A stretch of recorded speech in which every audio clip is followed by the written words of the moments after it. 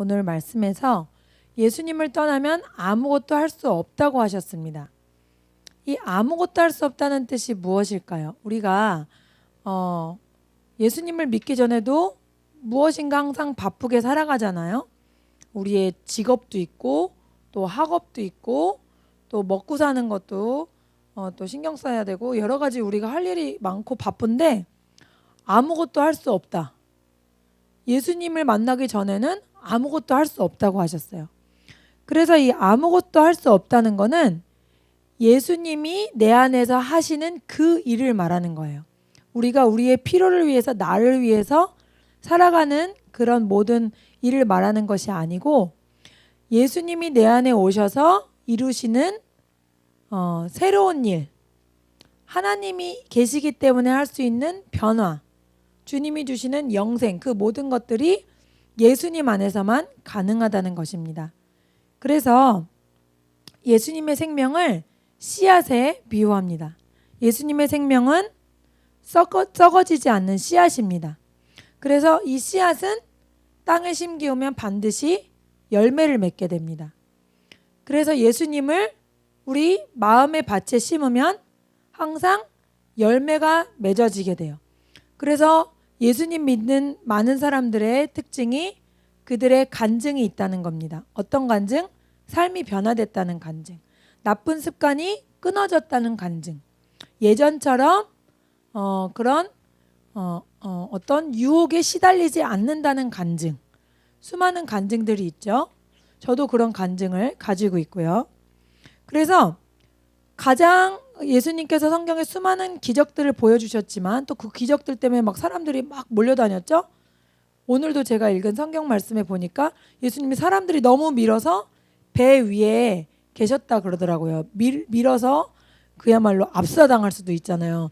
우리 무슨 콘서트 같은 거 보면은 가끔 그런 사고 나잖아요.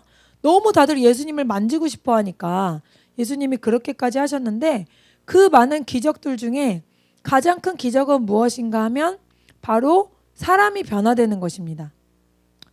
저 사람은 안 돼. 평생 저렇게 살아왔는데 그런 사람도 예수님 안에서는 변화된다는 것입니다. 그래서 우리가 예수님 안에선 사람이 변한다. 그리고 그것이 모든 기적 중에 가장 큰 기적이다. 그것을 우리가 기억하길 바랍니다. 우리나라 말에도 사람이 변하는 게 얼마나 어려우면 3살 버릇은 8까지 간다 이런 말이 있잖아요. 그처럼 사람이 변하는 게 쉬운 게 아니다. 한번 그렇게 산 사람은 계속 그렇게 간다. 그런 뜻이 되겠죠. 그런데도 예수님의 생명이 있으면 그 어떤 나쁜 것들, 어둠의 것들이 점차 사라지게 된다는 거죠. 그래서 이 변화는 전인적인 변화입니다.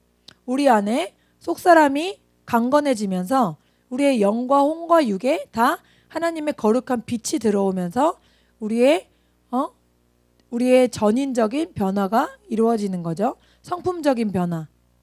옛날에는 막 동네 사람이랑 많이 싸우고 자꾸 시비가 붙던 사람이 예수님 안에서는 그런 것들이 절제가 되고 또 그런 것들이 무가치하게 느껴져서 자연적으로 안 하게 되고 또 믿음적으로도 매년 성장을 하는 자기 자신의 모습을 발견하게 되고 또 영적으로도 어떤 과거에는 없었던 새로운 은사나 세계들을 체험하게 되고 그리고 무엇보다도 예수 그리스도의 사랑으로 인해서 마음이 온유하고 넓어지고 포용력을 갖게 되는 이런 여러 가지 변화들을 경험하게 된다는 거죠.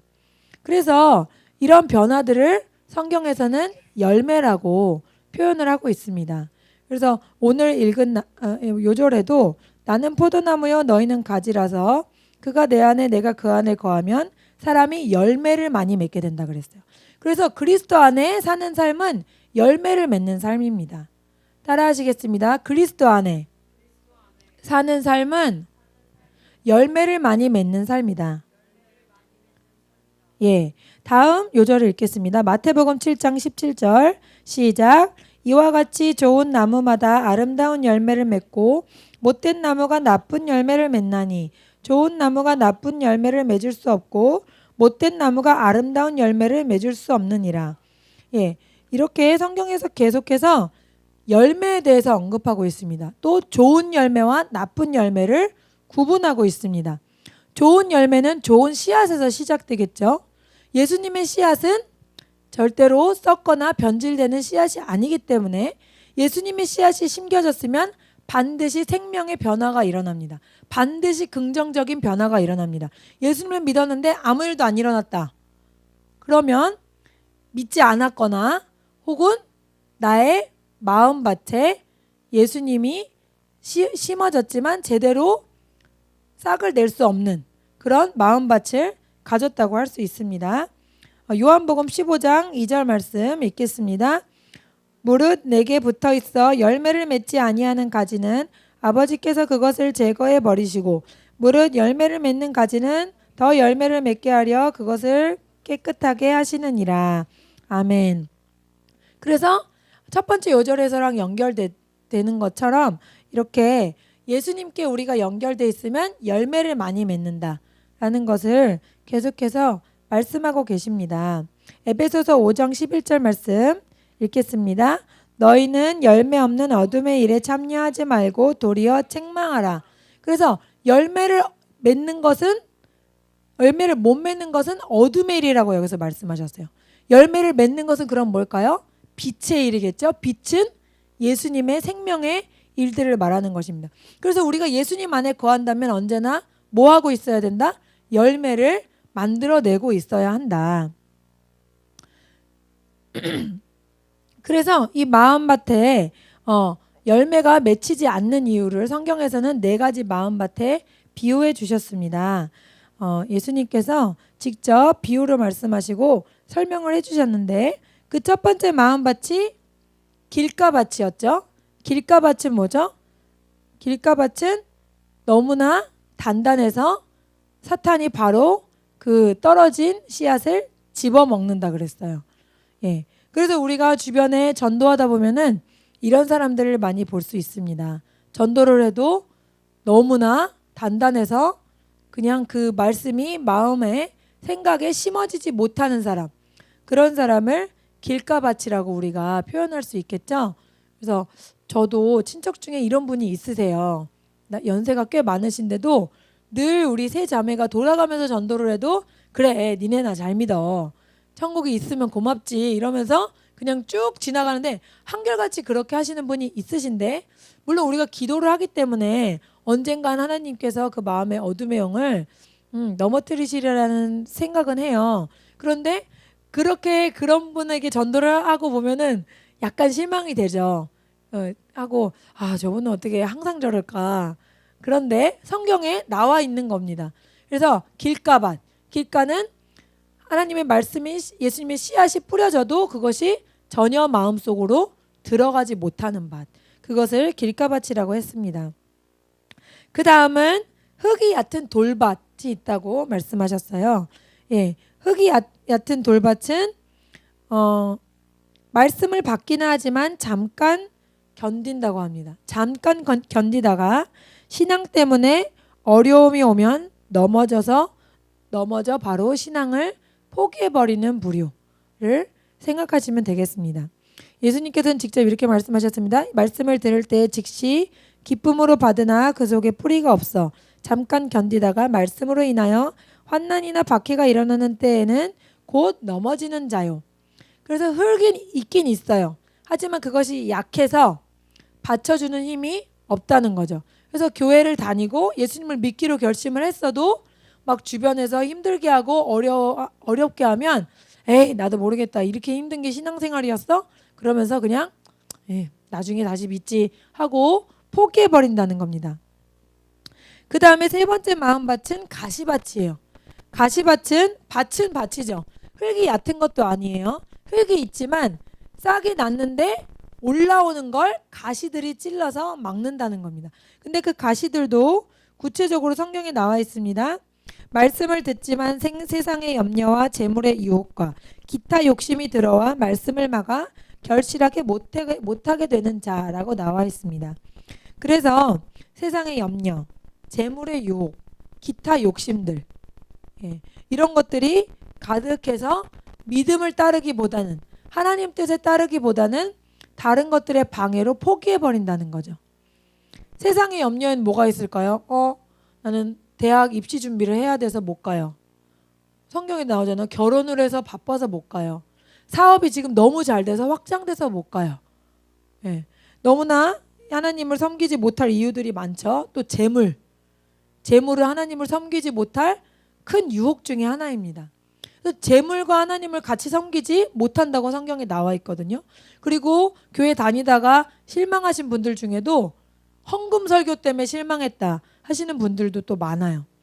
물론 목사님들도 더 지혜롭게 말씀을 권하셔야 되겠지만 이렇게 하나님보다 재물을 더 의지하거나 소중히 여기게 되면 하나님 섬기기가 굉장히 어렵습니다. 불가능합니다. 재물과 하나님을 동등한 위치에 놨다. 그런 분들은 하나님 섬기기가 굉장히 힘들어요. 그리고 기타 욕심, 다른 것들 막 내가 취업을 해야 되는데 지금 주일날 예배 드릴 시간이 없다. 그럼 남들은 지금도 뭔가를 하고 있을 텐데 자격증 하나라도 더 따야 되는데 내가 지금 이거 할 시간이 없다. 이렇게 다른 모든 것들 때문에 진리를 듣긴 들었어요. 예수님의 씨앗을 가지긴 가졌는데 열매를 맺으려고 하니까 자라질 못하게 하는 거죠. 이런 모든 것들이 방해를 한다는 거예요. 근데 마지막으로 옥토의 심령이 나옵니다. 옥토의 심령은 착하고 좋은 마음으로 말씀을 듣고 지켜서 인내로 결실하게 한다 이랬거든요. 착하고 좋은 마음, 하나님의 말씀을 있는 그대로 어린아이처럼 받아들여서 그것을 듣고, 처음엔 듣고 그리고 지키는 건 순종하는 거죠. 순종하지 않는 자는 아무것도 할 수 없다고 했죠. 그래서 듣고 지켜서 인내, 참아서 결실합니다. 열매를 맺을 때는 항상 인내가 필요하죠. 아주 작은 열매를 보고 맺어도 너무 아름답고 귀엽고 신기해서 따버리면 큰 열매는 맺을 수 없는 거잖아요. 그래서 그 작은 열매가 커질 때까지 더욱 기다리고 또 하나님이 허락하시는 훈련들을 받아야 하는 그 기간이 필요합니다. 근데 그러한 사람은 이것을 통과하면 30배, 60배, 100배 결실을 맺는다 그랬거든요. 그래서 우리가 다 옥토가 되어야 하겠는데, 근데 성경에서도 보면 이 옥토는 4가지 마음밭 중에 한 개입니다. 그래서 비율로 보면은 4분의 1이죠. 즉 많지 않다는 거예요. 그 수가 적다는 겁니다. 그래서 그러면 어떻게 우리가 옥토가 될 수 있느냐? 예수님의 씨앗이 생명이 진리가 잘못된 것이 아니라 만약에 우리가 예수님 안에 많은 열매를 맺지 못한다면 무엇이다? 우리의 마음밭이 옥토가 아니라는 뜻이라는 거죠. 그래서 우리의 마음밭이 옥토로 개간되도록 계속해서 작업을 해야 되는데 그것을 우리는 회개라고 합니다.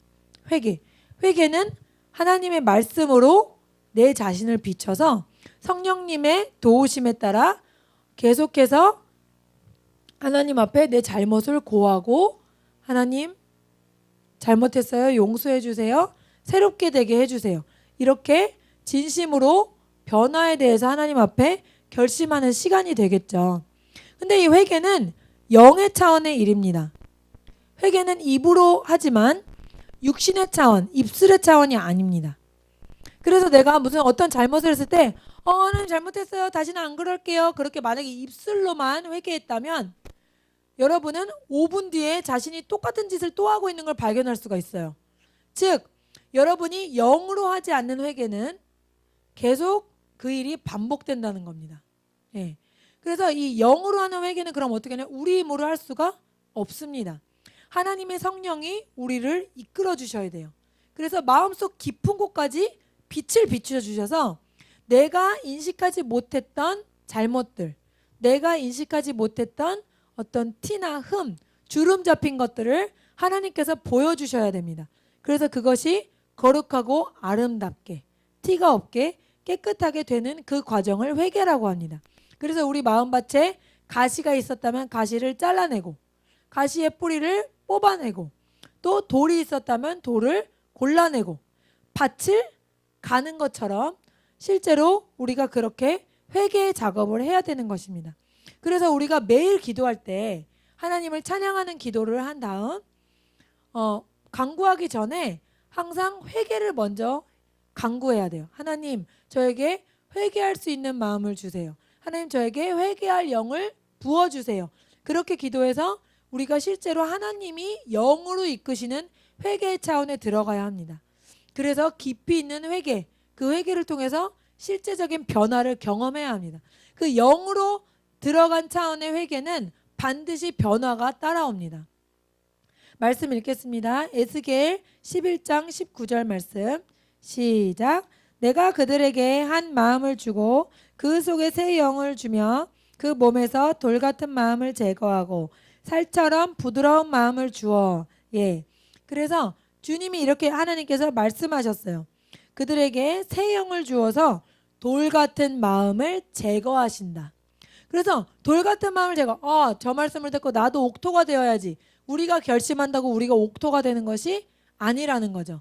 우리는 하나님께 의지해서 주님, 저에게도 옥토를 주시옵소서. 저의 심령도 옥토가 되게 하옵소서. 제 안에 돌 같은 마음을 제거하여 주시옵소서. 성령님, 저의 마음을 비춰주시옵소서. 이렇게 늘 기도하며 하나님께 여쭈어 봐야 되고 성령님의 의지를, 성령님 도우심을 받아야 된다는 거죠. 그래서 저도 이렇게 항상 회개에 대해서 하나님께 간절히 구하고 나아가다 보면 예상치 못한 회개를 할 때가 간간히 있어요. 나는 내가 잘못이라고 생각하지 않았는데 하나님께서는 나의 마음을 비춰주셔서 나의 마음을 회개케 하시는 그런 때가 자주 있다는 것입니다. 제가 여기 강화에서 온 청년들도 있지만 그때 중고등학교 때 여러분을 섬길 때 저 혼자 되게 화내고 혼자 집에서 혼자 화내고 혼자 좌절할 때가 많이 있었어요. 여러분에게는 나타내지 않았지만 이유는 뭐냐? 왜 이렇게 애들이 변화되지가 않지? 항상 그 생각했어요. 아니 나는 분명히 진리를 전하는데 진리가 잘못된 것이 아닌데 왜 이렇게 애들이 반응이 더딘 거야? 애들의 마음밭이 어떻게 된 거야? 너무 황당하다. 막 그러면서 혼자서 막 열폭을 했어요. 그래서 하나님께 막 불평을 했어요. 하나님, 제가 이렇게 예수 그리스도의 십자가만 전하고 다른 말씀 전하지도 않는데 왜 아이들 항상 그 상태인 것 같습니까? 그래서 막 투정도 하고 그런 기도를 했었는데 하나님께서는 도리어 저의 마음이 더 갈아엎어져야 함을 보여주시더라고요. 내가 더 거룩하고 완전한 예수 그리스도의 통로가 되어서 아이들을 더 사랑하고 더 사랑을 베풀었다면 더 좋았을 텐데 그런 마음이 오히려 들게 하나님은 저를 회개로 이끄셨어요. 그리고 아이들은 자기가 무슨 일을 하는지도 모르고 선생님이 왜 화나는지도 모르는데 저 혼자 그 대상에 대해서 화냈다는 게 너무나 제 자신이 너무나 부끄러워서 또 막 울면서 회개를 했습니다. 그래서 더 사랑할 힘을 하나님께서 부어주셨었어요.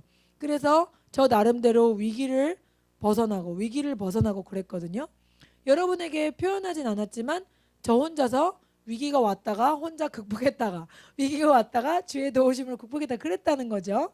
그렇게 회개할 마음을 항상 구하다 보면은 하나님께서는 저 사람들이 변화되게 해주세요 이렇게 기도했는데 오히려 내가 변화되는 게 아버지의 뜻일 때가 더 많더라. 그런 것을 제가 경험했었어요.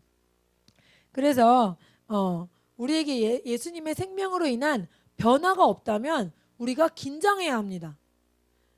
제가 이제 아빠도 목회를 하셨기 때문에 많은 성도분들을 봤어요.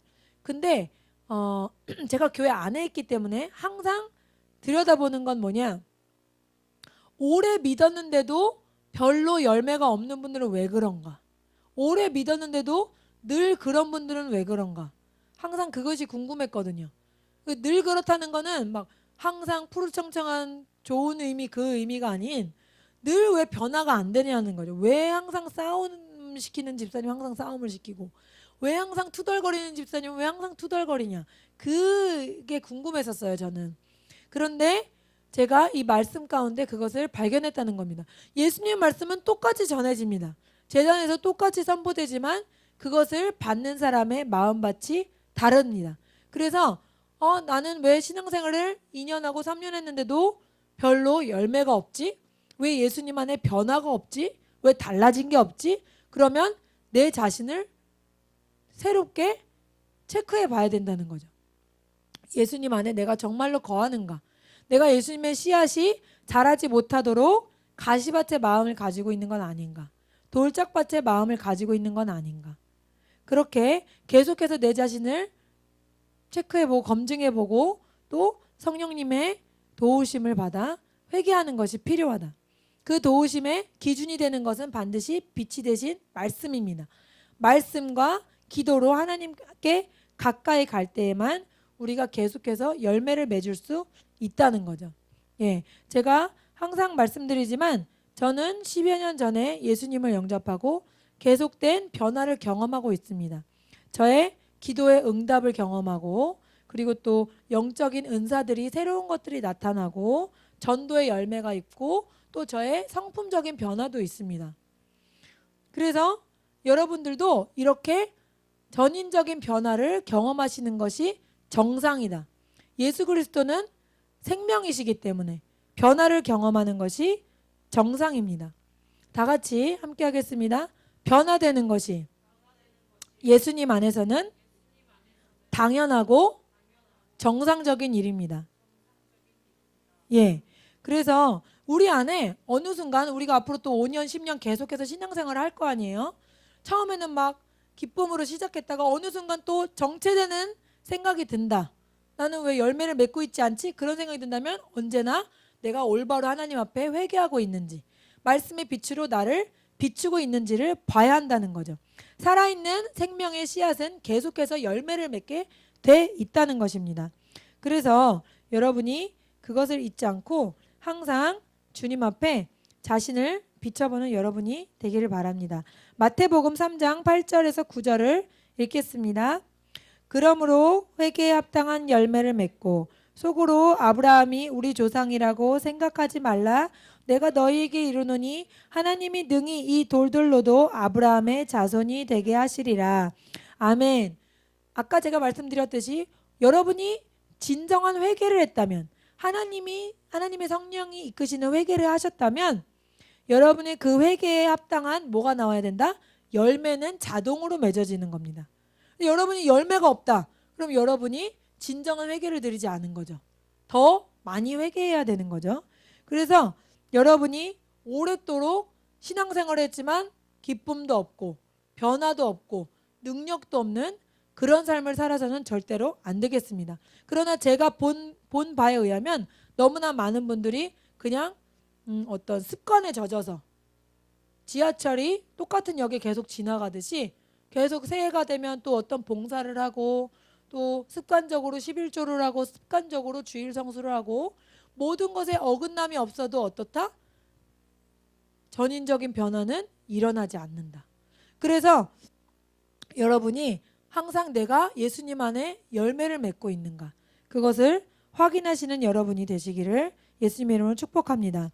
마지막으로 로마서 8장 9절을 읽겠습니다. 시작. 만일 너희 속에 하나님의 영이 거하시면 너희가 육신에 있지 아니하고 영에 있나니 누구든지 그리스도의 영이 없으면 그리스도의 사람이 아니라. 아멘. 예.